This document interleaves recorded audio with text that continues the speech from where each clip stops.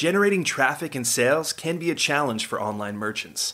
But selling on the Walmart Marketplace puts your products in front of millions of customers who shop on Walmart.com. And right now, sellers who join Walmart Marketplace can save up to 50% on referral and fulfillment fees for the first 90 days. So get started today. Head over to marketplace.walmart.com/savings. That's marketplace.walmart.com/savings.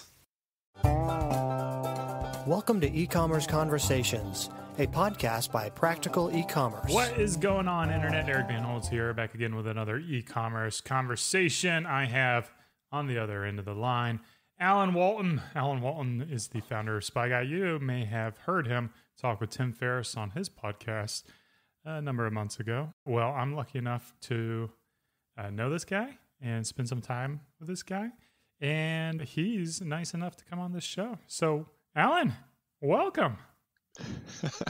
Thanks, Eric. Really appreciate it, man. Yeah, the pleasure's all mine, man. This is going to be probably one of the most interesting podcasts because Alan comes to us today having just gotten the news that Google says his business is not a good business and they're going to not allow him to do ads. That's not exactly what they said, but tell me what's going on. It's pretty close. Yeah, so my business, Spy Guy, we sell surveillance products. We sell things like covert cameras, hidden cameras, nanny cameras, a lot of different ways you can call that, audio recorders, GPS trackers. So surveillance products, right? And wide range of uses for these products. So customers include law enforcement, loss prevention departments, a lot of federal agencies, but mostly just regular people who own businesses and they're concerned about, like maybe they think somebody's stealing from them. Somebody's breaking into their apartment and they want to find out who it is. They think their kid is like a drug dealer, so they want to put a GPS tracker on their car. I hear that a lot. All sorts of different reasons. And I started this company back in 2014. Been mostly smooth sailing with Google ads. So we do both text ads and shopping ads. But a couple of years ago, they shut down my account pretty unexpectedly, saying that my products enabled dishonesty. And I've been fighting with them for the last few years over that, and they finally rolled out a new policy today. I guess they're going to start enforcing it in about a month. But basically everything I sell now is prohibited on the Google Ads platform, which accounts for most of my traffic. So it'll be interesting to find out exactly how strongly they're going to enforce this, what's going to happen to my company. It was not a fun thing to wake up to this morning. Well, just to do some commiserating complaining, like Google, the irony of this is Google is like one of the biggest spyers on the planet, right? And not only that, like their product, their search engine, YouTube, is being used all the time for people for bad purposes. I'm sure they're like, people are Googling how to like make bombs and whatnot. But, you know, of course, when you play on someone else's playground, you got to play by their rules, unfortunately. So what's your plan for it, man? So we're going to go back. I guess we have a few different things. And I've gone through a whole range of emotions here just in the last few hours. But I guess we're going to go back and see if we can tweak our ad copy and our landing pages as much as possible to play by their rules, right? And I don't know how well exactly that's going to work, considering like the main change was on the enabling dishonest behavior section of their terms. And they specifically list out the exact products that we sell. And they say these products cannot be advertised to anybody who's trying to use this on other people who are not underage. And so they're kind of like making an exclusion for people who are trying to keep an eye on their kids and stuff. But, you know, there's no way around it. That's like most of our business is people who are trying to find out what's going on with other adults, whether it be an employee trying to find out where they're driving to, or if they're stealing something, or people who are being harassed at work, right? And they need proof. And so it's just like a direct blow pretty much. Fortunately, I knew this day would come. We've been paying a lot of attention to SEO related stuff lately. That's always been like a very small percentage of our overall traffic. But I hired a full-time writer a few months ago. We have a lot of content that we've created. And I guess we just have to do a really good job of the SEO game now. So it's kind of like, you know, being a total pro at the Google Ads platform, and suddenly you can't do that anymore. And now you got to go play like in an entirely different playground that you haven't spent any time in. It's It's not fun. I think of like other industries like, CBD oil or marijuana companies or gun companies, tobacco companies. All these places have to come up with unique solutions to be able to bring awareness to their companies. And now I guess you guys are kind of lumped in the business. But the good news is all your competitors are also going to be dealing with this too, right? Yeah. There are a couple ways of looking at it. As far as competitors go, I'm going to give that a mostly true rating, because a few years ago when our account was banned from Google temporarily, they said, hey, look, if you just remove the hidden cameras from your Google shopping stuff, you're fine. We'll turn you back online. And so we did that. Unfortunately, they didn't have our competitors play by the same rule. So for the last 3 years, while I've been unable to sell covert cameras, our competitors have been able to do it just fine. And so I get worried that this is going to be something similar, that we're going to get nailed, but our competitors, some of whom are like big time advertisers like Amazon, right? They're going to be able to skirt Google's rules while we get hit. And so that's one thing. The second thing is most of my competitors, actually, my biggest competitors at least, already dominate the SEO game, right? And so they don't have to change a whole lot there. Whereas now I'm kind of having to fight uphill. So that's kind of how I see it. But you're right. Theoretically, this change should affect them as well. I do think I'm the biggest advertiser in this space, though. I could be wrong. Yeah, that is kind of a bummer if that was your competitive advantage over the alternatives. Because if you think about it, if they shut it off for all competitors, then it's essentially everyone's got to just work on SEO and you don't have to pay Google anymore. It's almost like a blessing. A little bit, yeah. Unless you just suck at SEO. Well, my track record seems to say that that's the case, but maybe I just need to work harder at it. You do have a well-designed website, which I feel like if people get on your website, it's probably going to be beneficial. It's just trying to get those eyeballs there. Are you going to look into any other channels like YouTube or I guess what other like billboards or podcasting or radio? Yeah, I mean, I guess you've got a few different ones. So the thing about my industry is it's people who have a problem like right now, and they need it solved, right? Because it's causing them like emotional distress, physical harm, like in the case of abuse. So like a lot of our customers, they buy a hidden camera because they think that maybe their parent is being abused by a caretaker, right? And they're looking online for our products. And so it's like a demand capture kind of thing, right? And so we tried doing the Facebook thing for a little while. Funny enough, our products are mostly banned on Facebook as well. And on Amazon as well. And so that makes it a little bit more difficult. But yeah, customers are looking specifically for these products. And if we're not showing up in the Google organic rankings, then we're probably not going to get seen by them. And so we could try the YouTube thing, try to generate some eyeballs on there. It's going to be a totally different thing though, totally different way of advertising that I haven't experienced. Fortunately, I think you do something with YouTube, right? Yeah. I could share a couple of secrets with you.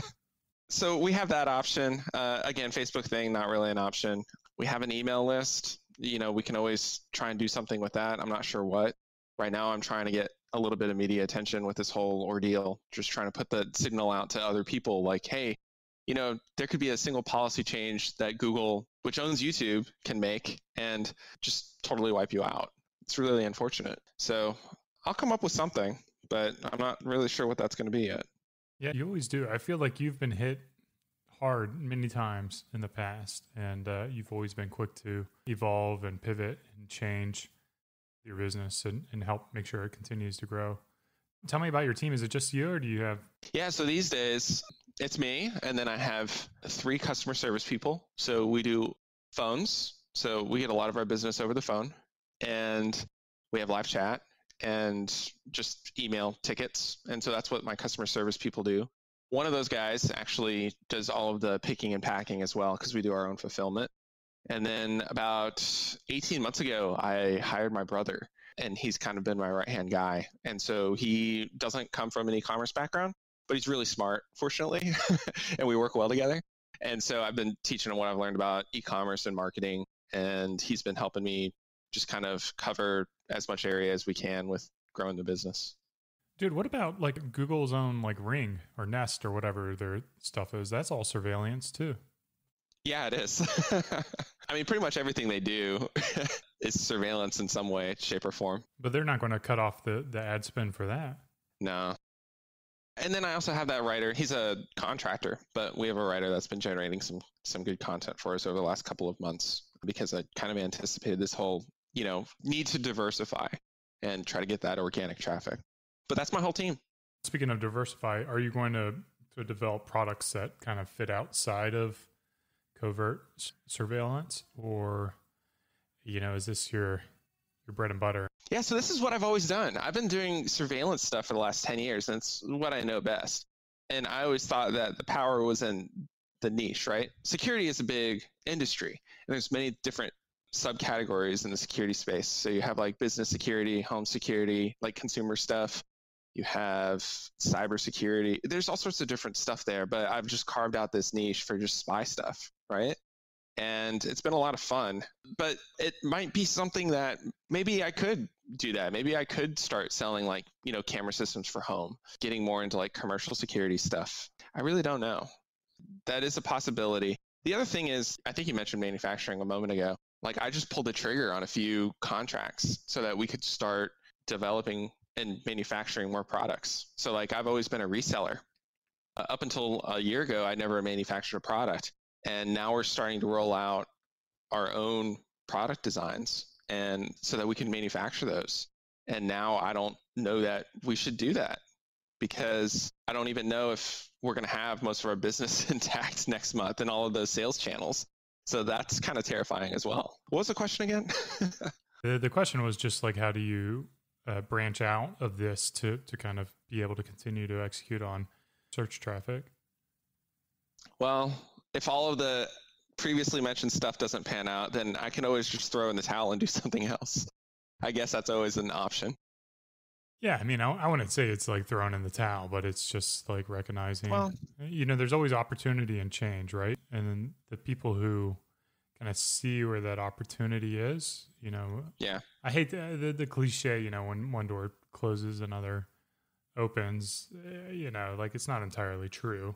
But in those kind of challenging times, you can either feel defeated and just like, oh, my business is screwed, I'm going to close it. And really like Right. kind of, a lot of restaurants too, they could just be like, we're shut down because of the COVID, we're just going to, I'm going to close the doors, right? Or they can be like, well, it's time for me to develop a better delivery service and, do take out more and restructure my business to do that and, just figure out how to make the cash flow work. So you're in that position, like it's your sales as you've known it for the past, what did you say, 5 years? 6 years. 6 years. It's done. So you can either like, fight it and hopefully know that, maybe you can win this appeal, but for it to happen again down the road, it's kind of a bummer. They only gave you a month. Yeah. It's better than last time. They shut us down for like a 3-week period back in like 2017, and it was over the Thanksgiving holiday. So we missed out on all of our Black Friday stuff, and it was pretty unfortunate. Eventually we got back up and running. But yeah, I mean, I'm going to try, right? I'm going to go down swinging. But if in the end the numbers don't line up, then might have to come up with a backup plan, find a new business. There's other opportunities out there. And, e-commerce is a skill set, right? And so I feel like a lot of what I've learned over the years, although I've been in the security space for a decade now, like I think I can take a lot of what I've learned and move it into something else. What that would be, I'm not really sure. But I'm in a really good position, and I'm thankful for everything that I've experienced along the way. And if this ends up being the end, then whatever. That's cool. But yeah, I'm going to go down swinging. I'm a big fan of YouTube. I think your products and your company has so much potential on YouTube that one YouTube channel that I think of is called The Lockpicking Lawyer. Yeah. Have you heard of him? I've seen that. Yeah. So he just gets these like different locks and he'll pick them, right? And of course, like that's kind of like walking that line of good intent versus bad intent. Yeah. We used to sell lockpick kits, and then Google stopped that. They put that on their prohibited items list. Yeah. So, I mean, if he's selling that, he's got to be doing pretty well because he's almost making a hobby out of it. And it's like, what can you kind of do where you make a hobby out of like covert surveillance? Or if it's just like reviewing different products and showing their flaws and kind of how to break those down, or how to like check your car for GPS trackers, like where are people putting it, or are there any tools out there? Totally. Or maybe that's the product opportunities, developing tools. You've kind of already done it. Yeah, with Scout, the Scout. camera finder. Yeah. Yeah. So Alan has this product that he developed from the ground up that will essentially fit in your dop bag or your travel bag. And then you'll be able to go to any hotel or Airbnb and look around it and see if there's any hidden cameras within your Airbnb.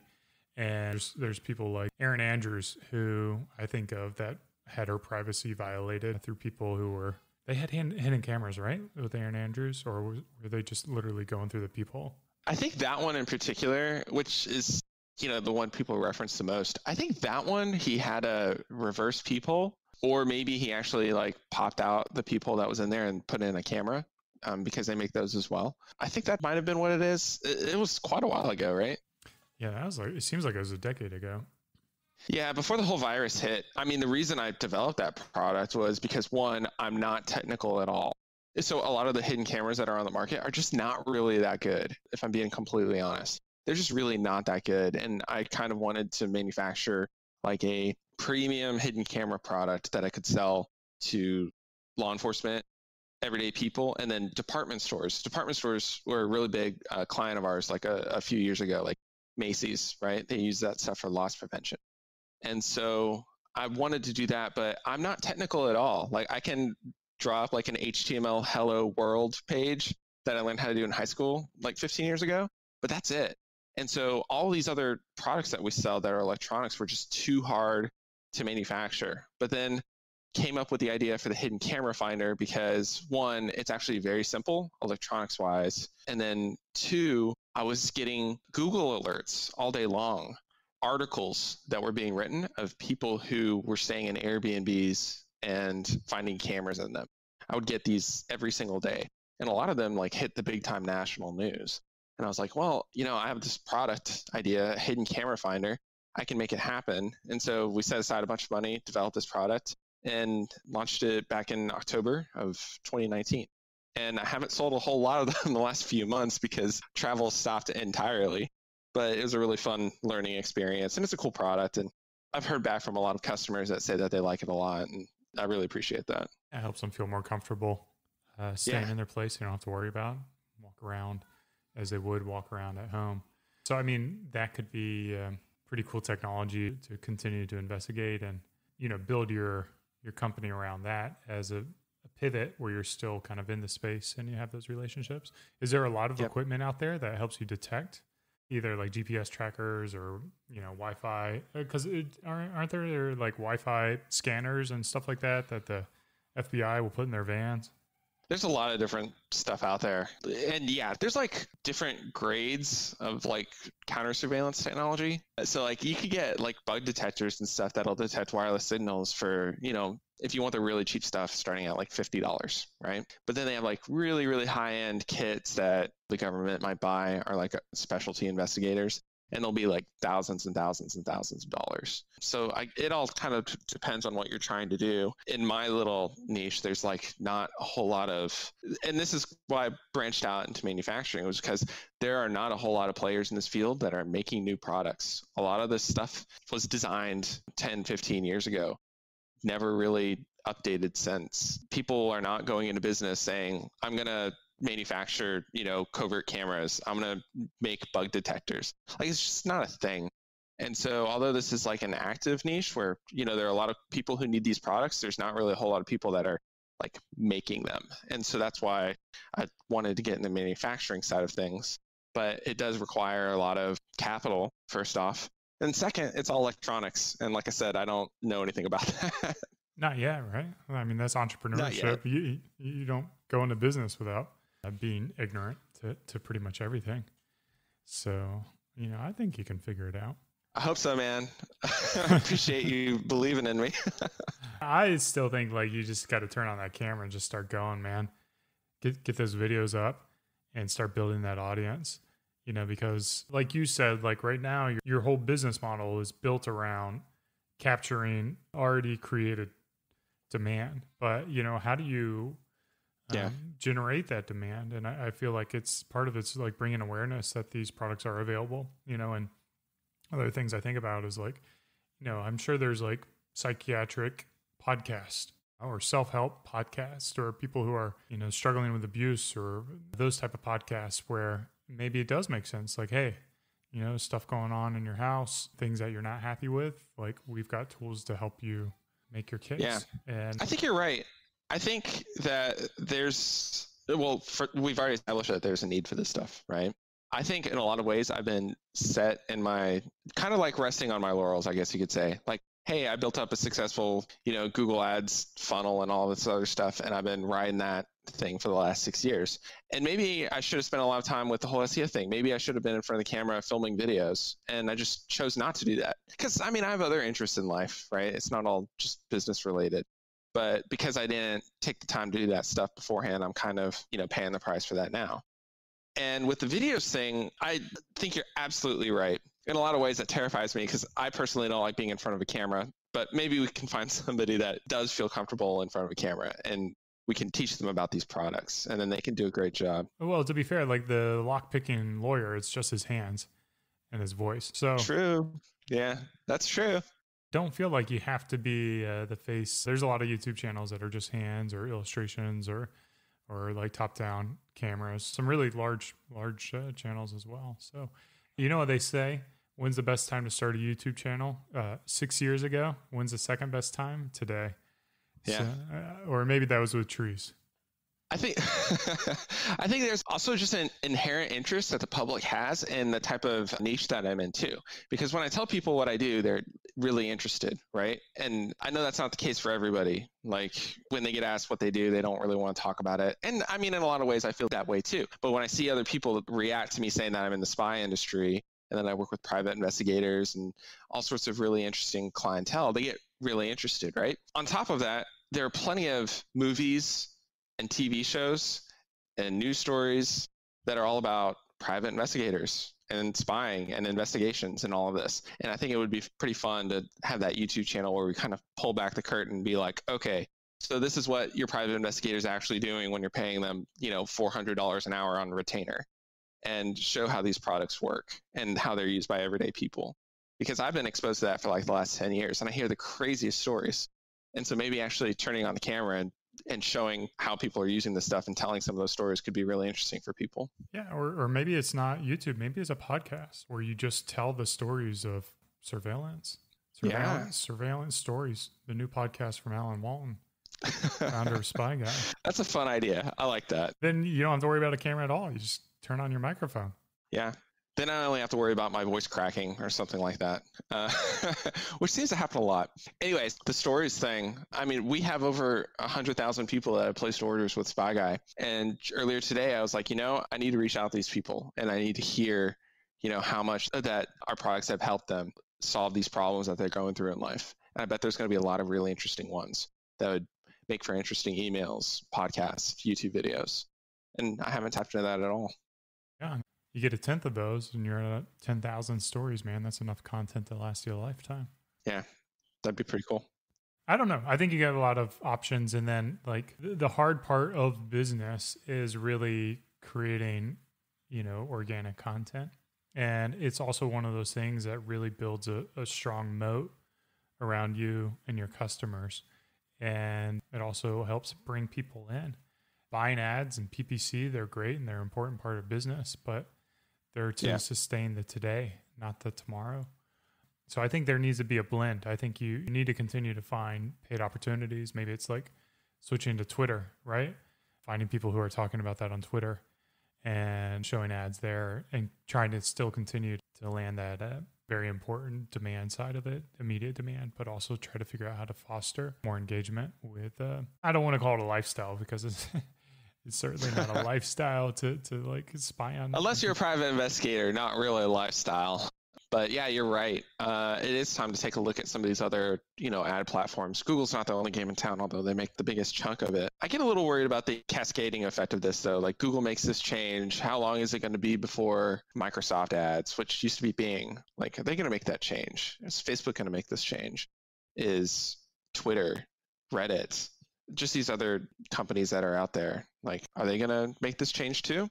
Well, probably need to go ahead and get on top of it right now before they change anything and see if I can get something working. Yeah, I mean, from an entrepreneur perspective, I'm always paranoid that everything's going to end. So it's like, how do we build that pie of revenue that is really cut up evenly? So you got your email, you got your PPC, you've got your organic, you've got your word of mouth. I'm really excited that you're sharing and being vulnerable with your story, because this is something that can happen in any business, in any category, right? It doesn't matter what it is. Like, your channel could be hijacked, or Amazon could shut off your listings, or anything where you're completely dependent on one channel to make up the majority of your revenue. You're putting your business at risk. Yeah, without a doubt. Diversifying is something that I wish I'd taken a little bit more seriously, for sure. I think I'll come out of it okay. And another thing that we haven't talked about is, like, I was just thinking about, like, okay, where are all the ways that Eric has diversified? And one of the things that you've done that I have not is try to get into retail, like an actual brick and mortar store. Most of the stuff that I sell, you just can't get in like a big box retailer or even specialty retailers. Like, I can only think of one place in Dallas that sells this type of stuff. And I used to work there like a decade ago. Maybe there's something there. Maybe there's a way for me to manufacture products and actually get them in brick and mortar. And then when the virus is gone, people will go into those stores and purchase it.